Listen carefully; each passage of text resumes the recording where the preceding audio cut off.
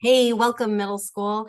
This is the video for chapter 17 of The Giver by Lois Lowry. I'll remind you that if you're one of my students, you are expected to read this chapter independently on your own. However, this video is provided to you if you want to use it for your homework, but we won't be doing any of this together in class time. You'll be reading or using the video and completing the worksheet on your own. Let's take a look at what you have to do for chapter 17. The worksheet is for chapters 16 through 19. I want to remind you, please do not do anything for chapter 19 yet, because that one we will read together. So for chapter 17, there are two text-dependent questions. That means that you have to use the text. You have to use the book to help you answer it. Okay, that means I'm looking for specific details. It does, hang on, I'm going to grab something real quick. Let me just pause this. I'll be right back. Okay, so I just wanted to grab one of these posters that by the time we're doing this, my room will finally be put together. I haven't bothered with the classroom because they haven't even come in to clean yet over the summer. So once the room is clean, I'll get it all put together for you, and these posters will be up on the wall. Before I show you the poster, let's just take a look at what I was reading here. It says, make sure to write a claim which restates the question and gives an answer. So let me stop the share for just a minute so you can see this. We are focusing in this unit on argument writing. And when we get to the end of the book, you're going to write an argument essay. So that's why I'm using the idea of claim throughout each of these, because it's a mini argument. Granted, there are specific answers that we're looking for based on the book. There technically are correct answers, but you can find different ways to support it. So I have these awesome posters that I bought on Teachers Pay Teachers. This is by Lisa Lilienthal. I don't want to claim credit for something that is not mine.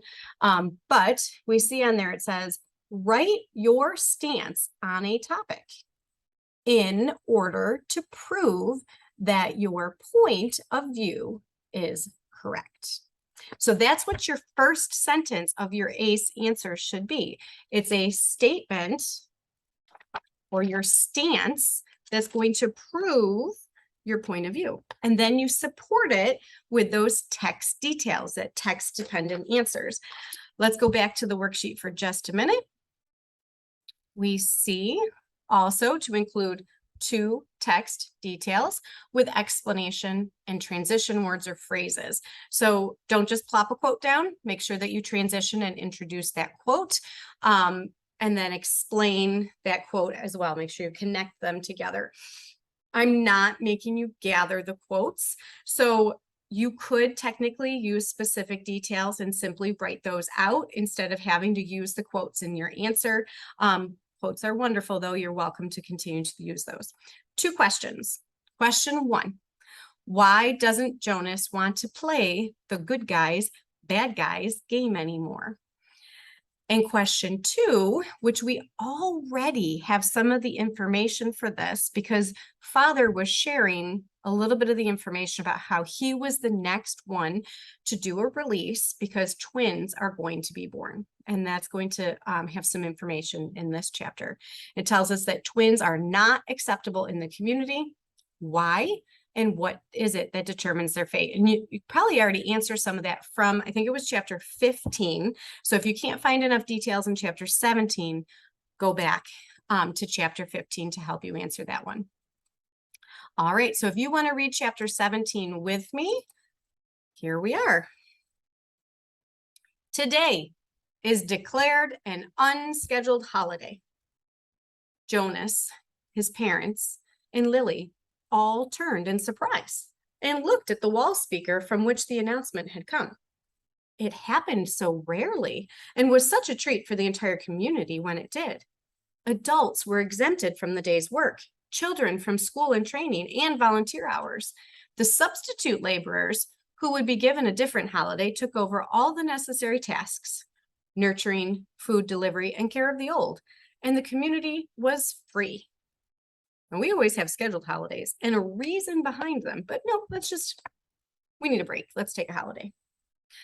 Jonas cheered and put his homework folder down. He had been about to leave for school. School was less important to him now, and before much more time passed, his formal schooling would end. But still, for 12s, though they had begun their adult training, there were the endless lists of rules to be memorized and the newest technology to be mastered. He wished his parents, sister, and Gabe a happy day and rode down the bicycle path looking for Asher. He had not taken the pills now for 4 weeks.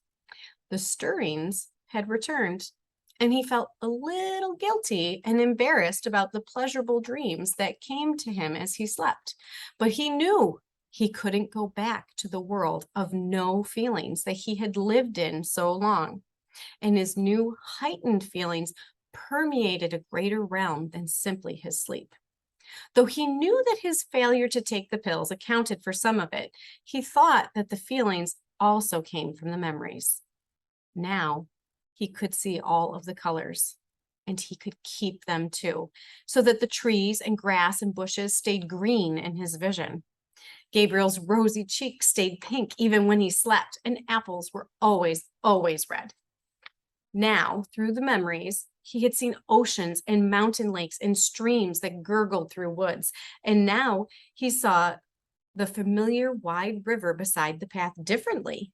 He saw all of the light and color and history it contained and carried in its slow-moving water, and he knew that there was an elsewhere from which it came, and an elsewhere to which it was going.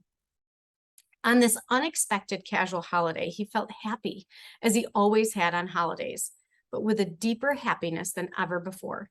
Thinking, as he always did, about precision of language, Jonas realized that it was a new depth of feelings that he was experiencing.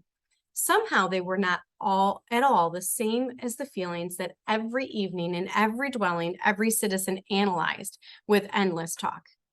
I felt angry because someone broke the play area rules, Lily had said once, making a fist with her small hand to indicate her fury.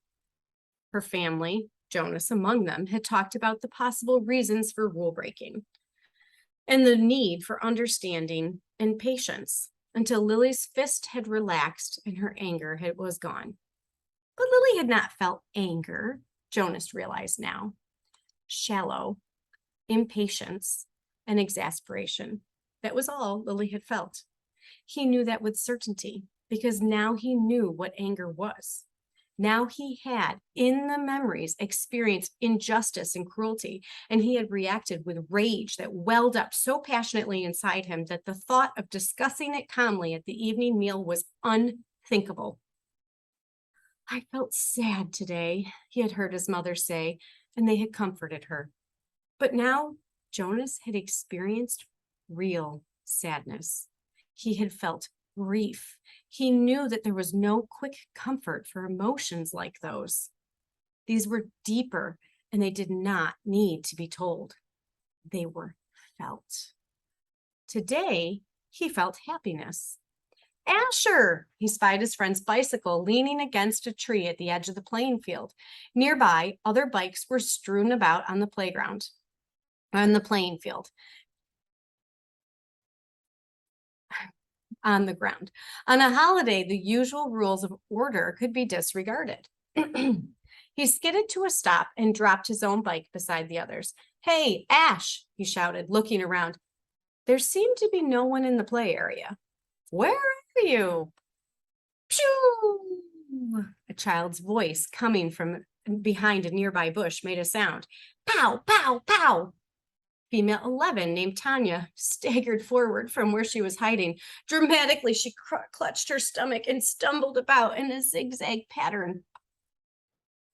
Groaning, "You got me," she called, and fell to the ground, grinning. Blam!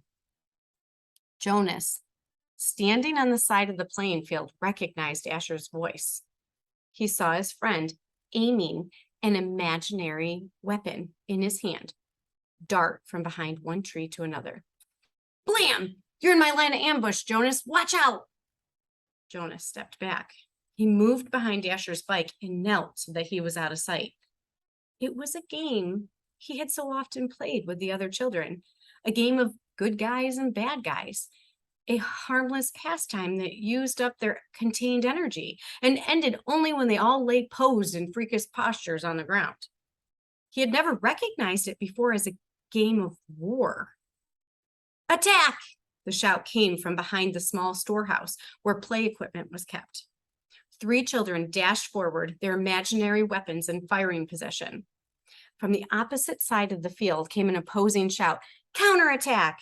From their hiding places, a horde of children, Jonas recognized Fiona in the group, emerged running in a crouched position, firing across the field. Several of them stopped, grabbed their own shoulders and chests with exaggerated gestures, and pretended to be hit. They dropped to the ground and lay, suppressing giggles. Feelings surged within Jonas. He found himself walking forward into the field. You're hit, Jonas, Asher yelled from behind a tree. Pow! You're hit again. Jonas stood alone in the center of the field. Several of the children raised their heads and looked at him uneasily. The attacking army slowed, emerged from their crouching positions, and watched to see what he was doing. In his mind, Jonas saw again the face of the boy who had lain dying on a field and had begged him for water. He had a sudden choking feeling as if it were difficult to breathe. One of the children raised an imaginary rifle and made an attempt to destroy him with a firing noise. Pachoo! Then they were all silent, standing awkwardly, and the only sound was the sound of Jonas's shuddering breaths. He was struggling not to cry. Gradually, when nothing happened, nothing changed. The children looked at each other nervously and went away. He heard the sounds as they righted their bicycles and began to ride down the path that led from the field. Only Asher and Fiona remained. What's wrong, Jonas? It was only a game, Fiona said. You ruined it, Asher said in an irritated voice. Don't play it anymore, Jonas pleaded. I'm the one who's training for assistant recreation director, Asher pointed out angrily. Games aren't your area of expertise, Jonas corrected him automatically. Whatever. You can't say what we play, even if you are going to be the new receiver. Asher looked warily at him. I apologize for not paying you the respect you deserve, he mumbled. Asher, Jonas said. He was trying to speak carefully and with kindness to say exactly what he wanted to say. You had no way of knowing this. I didn't know it myself until recently, but it's a cruel game. In the past, I said I apologize, Jonas. Jonas sighed. It was no use. Of course, Asher couldn't understand. I accept your apology, Asher, he said warily. Do you want to go for a ride along the river, Jonas? Fiona asked, biting her lip with nervousness. Jonas looked at her.